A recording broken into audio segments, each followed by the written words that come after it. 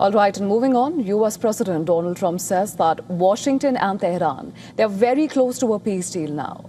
He has claimed that Iran had agreed to hand over its enriched uranium, a key sticking point in negotiations. Listen to this. Very important is that Iran does not have a nuclear weapon, and they've agreed to that. Iran's agreed to that, and they've agreed to it very powerfully. They've agreed to give us back the nuclear dust that's way underground because of the attack we made with the B-2 bomber. So we have a lot of agreement with Iran, and I think something's going to happen very positive. Well, later at an event in Las Vegas, Trump reiterated that the war in Iran should be ending pretty soon. Trump again remarked that the war with Iran was a little diversion. We'll say the war in Iran is going along swimmingly. We can do whatever we want. And it should be ending pretty soon. It was perfect. I mean, it's perfect. It was the power we have, our military. We have the most powerful military anywhere in the world. I built it 4 years, my first 4 years. Iran's nuclear activities were a sticking point at talks in Pakistan last weekend. Trump also said that if an Iran deal is reached and signed in Islamabad, he might go. On Thursday, Pakistan's army chief Asim Munir met Iranian President Masoud Pezeshkian. Munir is in Tehran as head of a high-level delegation within the framework of mediation efforts between Iran and the United States. The meeting with Pezeshkian came after Munir met Iran's parliament speaker, Mohammad Bagher Ghalibaf, who led the Iranian delegation at the first round of talks last week.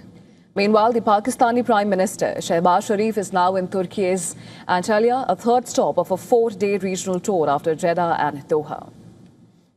Iran's U.S. ambassador later said that Iran was cautiously optimistic about peace talks with the United States, expressing hope for a meaningful outcome.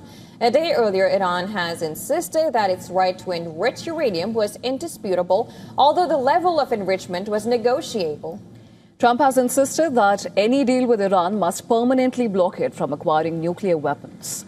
He launched the war claiming Tehran was rushing to complete an atomic bomb. Tehran insists its nuclear program is peaceful. Washington has reportedly sought a 20-year suspension of Iran's uranium enrichment program, while Tehran has proposed suspending nuclear activity for 5 years, an offer which U.S. officials have rejected. Washington has sought to escalate pressure on Tehran by blockading its ports, with U.S. Central Command claiming to have completely halted economic trade going into and out of Iran by sea. The U.S. action is a blockade of Iran's ports and coastline, not a blockade of the Strait of Hormuz. Enforcement will occur inside Iran's territorial seas and in international waters. A video released by U.S. Central Command appeared to show a sailor aboard a U.S. warship in Gulf of Oman, enforcing the blockade by ordering a merchant ship to divert its course. Motor Vessel Molly, this is Warship 112. We will be escorting you to your next port of call. Thank you for your cooperation. This is Warship 112, standing by at channel 16. And all this as a 10-day ceasefire between Israel and Lebanon has taken into effect. And now the Strait of Hormuz and Iran's nuclear stockpile remain the key sticking points between U.S. and Iran. The 2-week ceasefire, which halted attacks in Iran and the Gulf, is due to expire on Tuesday. We don't need oil, but we did it. It's almost, you could say we did it out of habit. And for more on this, our colleague Susan Tehrani has sent us this report from New York. Take a look.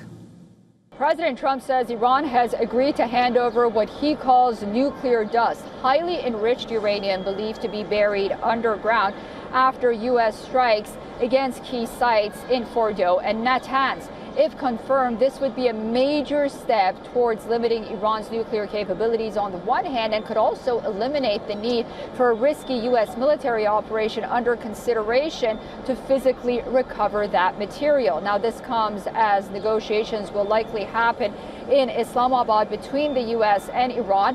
Will President Trump attend? Well, he says he might. But all of this is happening as a fragile ceasefire is nearing expiration, a make or break moment of renewed conflict, or possibly not. All this as earlier in the day, Secretary of War Pete Hegseth said that the U.S. military continues to be locked and loaded on Iran's critical infrastructure if diplomacy fails. Susan Tehrani reporting from New York for WION World is One.